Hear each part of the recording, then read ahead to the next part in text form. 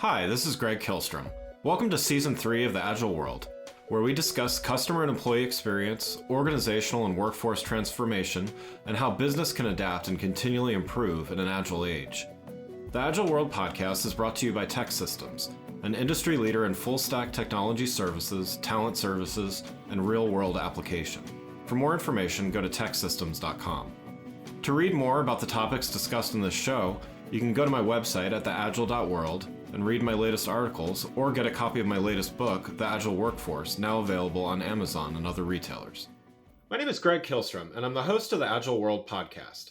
Today we're going to talk about the growing need for businesses to adapt to heightened customer experience expectations. Between a continually changing business environment to increasingly sophisticated consumers, this presents a need for companies to tackle these challenges from multiple angles and perspectives. Recently, Optimizely, one of the leading providers of digital experience platform solutions, announced the results of a global study of nearly 1,200 business executives and 5,000 consumers around the globe that shines a light on both the expectations of customers and the challenges that companies face in delivering on these expectations. To help me discuss this topic and the results discussed in this report, I'd like to welcome Alex Atzberger, CEO of Optimizely. Alex, welcome to the show. Hi, Greg. Thank you so much for having me on the show. I'm excited to be with you. Yeah, really looking forward to this discussion. So before we get into some of the questions, I'd love to hear a little bit about why you chose to undertake this report and why it's so important for businesses to have this discussion about adaptability and agility. Yeah, for us, Greg, it's important, obviously, to do reports like this because ultimately I want to lead a company based on data. I personally believe that today, to be a modern CEO of a company, you need to have a perspective on obviously the market, on your consumers, on your customers. And for me, reports like this are fundamental in terms of how we actually build our own business, but also how we engage with our customers, our constituencies, and use reports like this to have the discussion about, in this case, how to adapt to your customer needs.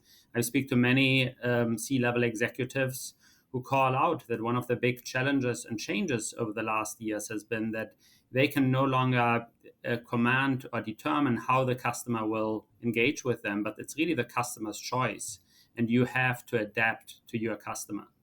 Referencing the research that Optimizely did, 90% or more of business executives agree with the following 4 points. Their company must be able to adapt quickly to drive value for customers. Their company needs to show that same type of adaptability to grow the business. If their company was more adaptive, it would be easier to achieve their top outcomes. And finally, it's a top priority for their business to be more adaptive in 2022. So it sounds like business executives are in alignment that business agility and adaptivity is a top priority. So with all of that, I want to discuss some of the areas highlighted in the report as barriers holding organizations back from being more adaptive, and talk about some solutions to these challenges. So let's start with delivery of personalized experiences to customers. Nearly half, or 47% of business executives that responded to the research said that implementing personalization requires too many resources and or time. As the CEO of a company that enables this type of enhancement to digital experience, what would your advice be to those that say this? Yeah, Greg, I have a lot of conversations, obviously, with our customers and prospects around this topic. And I do believe that in any form of change, anything that you are driving inside a company, you always need a sense of urgency to kick off initiatives and to ultimately drive them to success. And I think the part that is very eye-opening for me is that over the last 2 years, as we experienced the global pandemic, we saw an acceleration around projects that previously were deemed as too complicated, too difficult, or taking too long. And it's all because there was a resolve and a need that suddenly became so apparent that companies and organizations were able to execute things much more quickly than they ever anticipated. And so for me, it always comes back to this notion of, do you have enough urgency and enough resolve inside the company and inside your organization to actually go, and for instance, drive a personalization effort? And there we work with many, many companies together who have that even C-level or CEO-driven initiative around personalization because they deem it to be such an important matter. So ultimately, for me, it's you need to build the case for change. You need to have the sense of urgency behind it, and I think you can absolutely do this if you have the right level of resolve. You just need to really build the case inside your company, and I think it starts with understanding your customer and where they go to buy. And once you do that work, you will see that you need personalization. So looking at this from the flip side, maybe when you look at this from the perspective of the consumer, we see a lot of statistics and research pointing to an expectation of personalization and even a disappointment when experiences aren't tailored, including your survey, which shows not only are their expectations higher than ever, but 49% of consumers say their expectations for brand experiences are not even being met. What's the mindset of the brand that gets this and really, truly embraces this? And how does it differ from the organization that is, for lack of a better term, stuck in the old way of doing things? Yeah, I think it starts with having a mindset that actually wants to learn and evolve and actually, take a take an understanding that you need to drive digital maturity in terms of your own organization. And I have conversations with CEOs, for instance, who say, who clearly understand that they need to move there and that they need to become, digitally much more mature. And when I have conversations with those CEOs, it's all about, ultimately it's about the mindset. Do you have a mindset of failing fast? Do you have a mindset of building not for perfection, but actually for speed? And ultimately recognizing that it's not the size of your company that matters, but it's agility and the speed at which you can move that actually matters in today's market. Yeah, and so there's a lot of similarities over time that you see of companies and brands that get it. You see it in terms of the people they hire. You see it in terms of the initiatives that they pursue. You see it in terms of how data-driven the companies are. You even see it in terms of the technology stack. We have a lot of customers who use similar solutions for their marketing and technology solutions inside the tech stack. And oftentimes it's a very good predictor about how successful the companies will be on their initiatives, because you can see if they invest in modern technology that is, flexible, agile, and allows them to really make data-driven decisions, they tend to do really, really well. And you see it in their performance. While you have other companies that are much more timid in terms of their approach and their investment.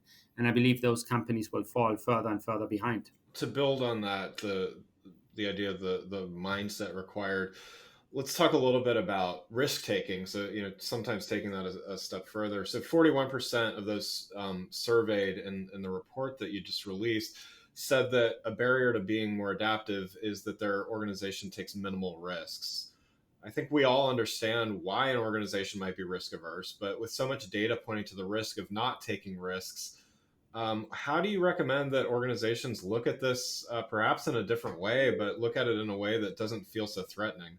Yeah, it's an excellent question, and something that we obviously work a lot on, especially at our company, because we help companies set up a culture of experimentation. And experimentation is ultimately all about uh, uh, observing your customer behavior, seeing what works, what doesn't work, and then moving more of your customers towards a solution that works. Yeah. And while you do this, you obviously have experiments that work out, and you have experiments that fail. And what's remarkable is that some companies get very discouraged when they see, for instance, that they run a test and the test is negative or it doesn't work out.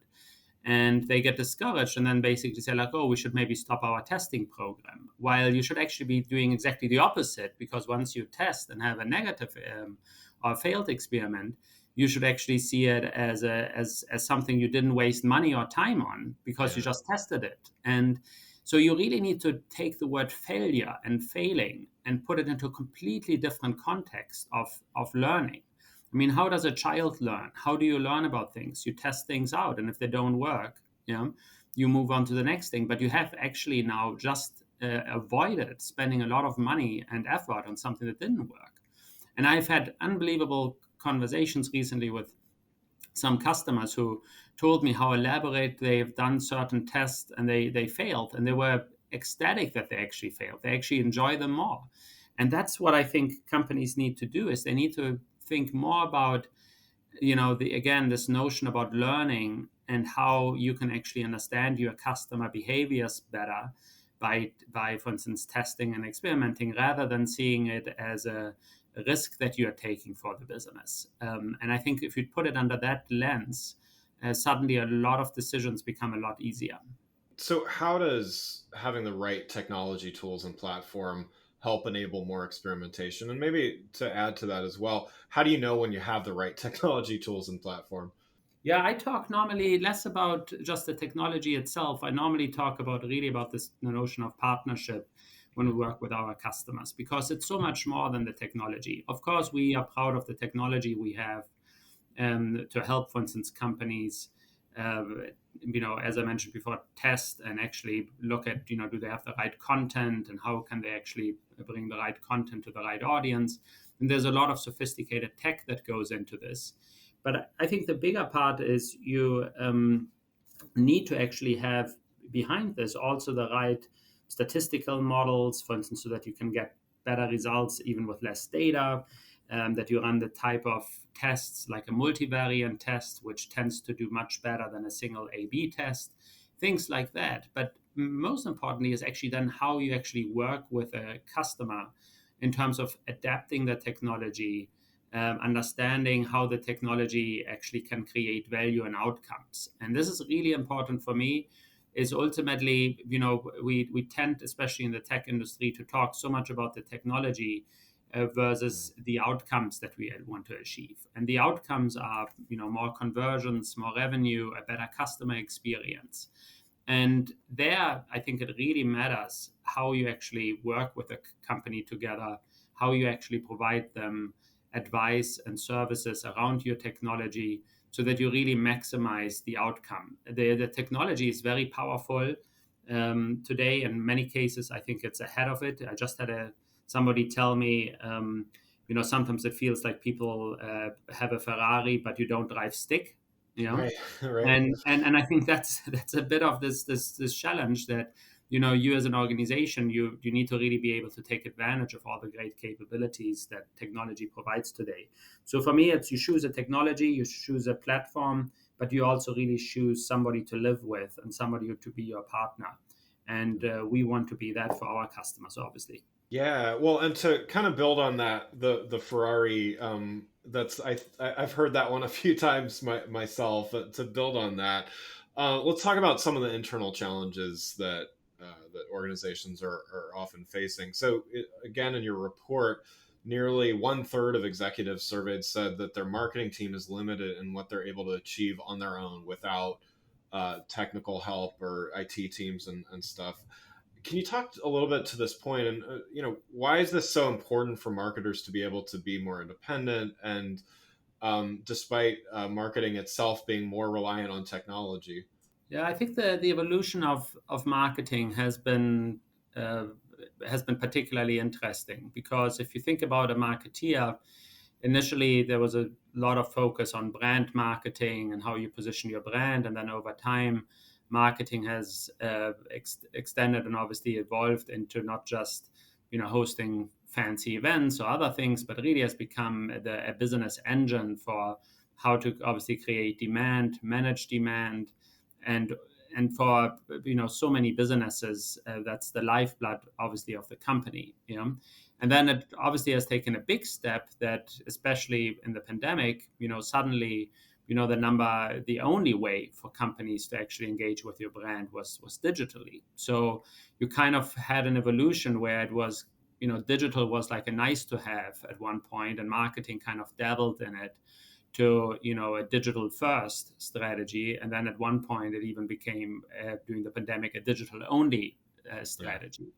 And as this evolved, I think the requirements to the marketeer have changed quite a bit. It's very different when you can have local events, for instance, and you see people and you meet people and you engage people directly with your brand, and you can be a brand ambassador. It's very different when people come to your website and you don't see them, and you need to understand what does your customer or your prospect actually look for, and how do you start to personalize the experience, how do you show the right content to the right person, how do you do that at scale. So suddenly a lot of new questions come up, and then how do you actually move somebody through a demand funnel, how do you nurture a relationship that, for instance, is online.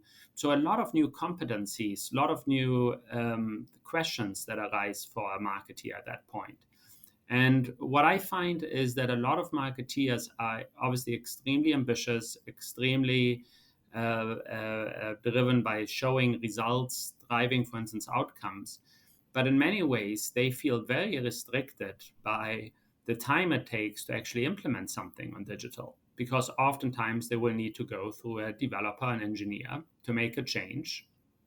And one of the big challenges with that, obviously, is time and speed and the ability to drive results. So if I, for instance, as a CEO, go to my CMO and say like, "Oh, I would love to run this campaign, and why are we not in market with this yet?" And the answer is like, "Oh, it takes us time to basically implement it," that would be horrible, you know. And so, the marketeer obviously wants to be independent, wants to have the ability to have solutions where they can implement changes themselves without having to rely on others to actually drive it. And for me, this is a very important design factor, because we build our solutions, for instance, around the needs of the marketeer, because they are our key customer. And they should also be able to run experiments, for instance, by themselves around content. They should be able to do great content marketing. They should be able to understand the analytics of the site, of what are people interested in. All of those sort of things need to be able to be driven from the marketer by themselves. And if they are not, again, it slows down the organization. It also can be confusing to the organization who is really responsible, or at least accountable for creating demand. Yeah. And I think those are then internal barriers that start to impede the business results. So kind of follow on to that from a content perspective. So also according to the research, 75% of business executives surveyed believe that good content's being created in their organizations, yet poorly leveraged. So some of this you already addressed as far as the barrier between marketers and the technology that they're using, but also, what would your advice be to organizations about smart content creation in the age of personalization? So, we know that if you're only creating a single version of something, that's a lot easier than thinking through whether it's multivariate testing or localization or just different, personalizing things at different stages. What advice would you give to those organizations that may even have the right idea about creating content, but just need to start thinking about personalization and content creation in the modern age, let's say? Yeah, I thought there was a fantastic or very interesting data point with the 75% of Yeah. executives believing that there's good content. Because oftentimes I feel that this good content is locked up or not visible to the right people, and matching the right content to the right folks, I think, is a big challenge that a lot of companies have. Content is something we spend a lot of time on. It's at the very heart of Optimizely. It's something we have very strong points of view on. But we believe that you are what you read. You are what content you look at. Yeah, Yeah. you are what podcasts you listen to. Yeah? And one of the things that I found most helpful for companies was a very simple view of their content. And it's basically like a matrix where on one side we say, what content do you publish? And then on the other side is of the matrix is basically what content do people read? And what you basically see is how much content have you published on a certain given topic versus what are your prospects or customers reading. So if you applied it to your podcast, out of your 100 plus shows, how many of those had, for instance, a topic on digital experience versus maybe the future of work? Right. And then, where do people actually spend most of their time? And do you have maybe too few episodes on digital and too many on, let's say, the future of work. Yeah. And so you start to get analytical and data driven around your content production and what people are actually interested in. And so we do this for companies that sometimes have hundreds, thousands of pages of content. I mean, there's a massive amount of content out there. And what you oftentimes find is it's surprising to companies then to suddenly recognize, oh, I did not know that, certain topics were in such high demand, but I actually have so little content on those. Yeah. Yeah. While I've been investing in so much content that nobody looks at. And I think it's a big topic in my point of view in marketing organizations about where do you spend money, what's the return on investment on what you're spending on. But I think there's a lot of content being produced that might be good quality, but it never actually, finds the right person.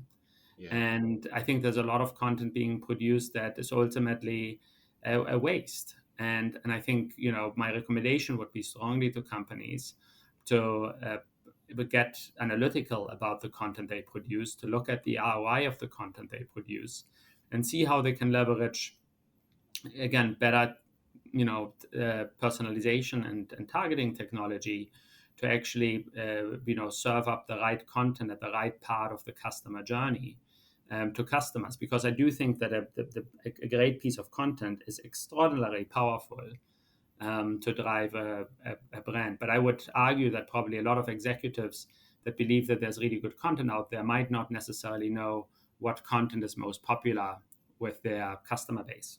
Yeah, absolutely. And I think that's a great segue to the next thing I wanted to talk about with you, which is, how businesses are able to use data to understand their customers better. And you touched a little bit on this already, but want to dive a little deeper into it. Also, according to the research that Optimizely conducted, roughly 70% of businesses say they don't have a full view into the customer journey, nor can they easily gather gradual insights into what is driving customer experiences. So this means there's a struggle at both the micro as well as the macro levels in getting a basic understanding of what the customer is experiencing. What does this lack of understanding often cause organizations to do as an alternative, and what do you see as the solution for this?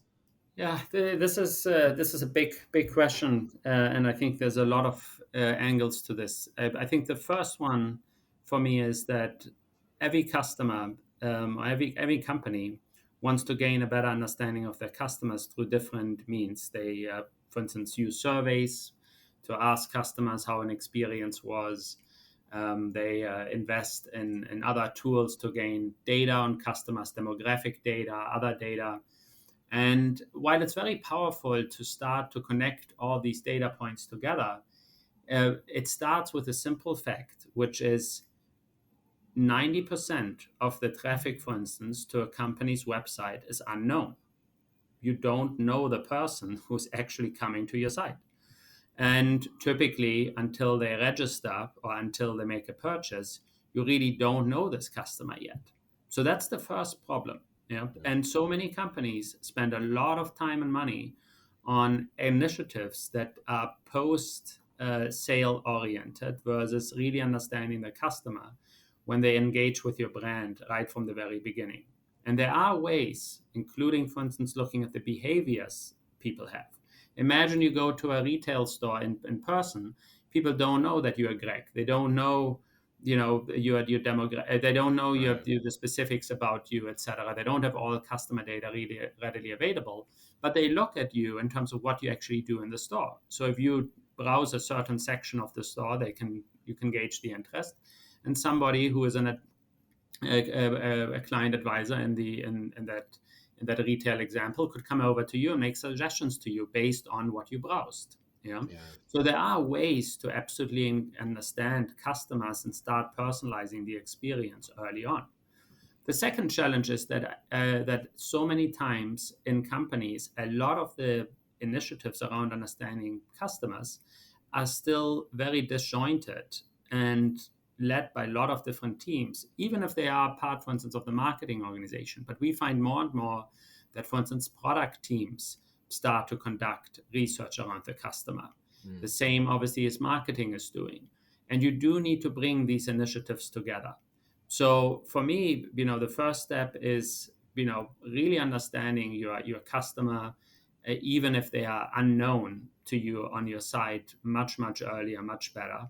And the second is you do need to bring together some of these different streams around your customer, but you don't necessarily need to believe that you need to know your customer's social security number. I'm Right. making this up, but you don't need to know that level of detail on a customer in order to start to provide them a good experience. And I think this is why I am a very strong proponent of behavioral analysis and understanding their behaviors, because I think they say more about the customer, including, by the way, what content they read, than necessarily a demographical data, because that might sometimes lead you to wrong conclusions, especially if you use segmentation models that are based on outside-in beliefs about what a segment wants, versus truly understanding the individual.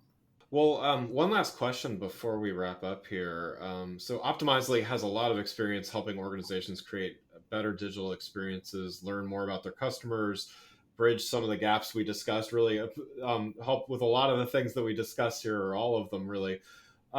What was the biggest surprise or perhaps even new finding that this research brought to light for you and Optimizely? And what does this learning mean for businesses that are in the process of improving their customer experience?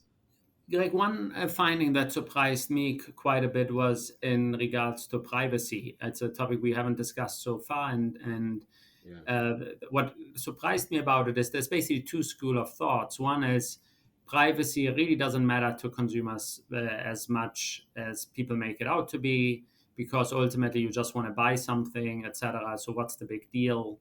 And people, become more and more comfortable sharing their private information. That's one thought.